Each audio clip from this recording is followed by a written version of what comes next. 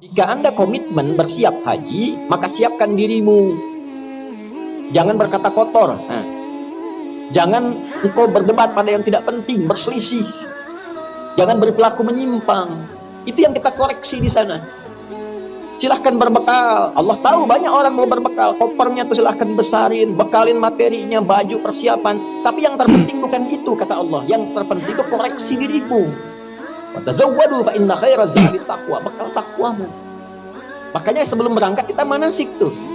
Malam tahajud tingkatkan, baca Quran tingkatkan, itu bagian takwa. Nanti di sana dioptimalkan. Begitu pulang 5 menit takwa. Setelah 2 hari, 3 hari selesai di Muna itu kita simpulkan ada perubahan enggak?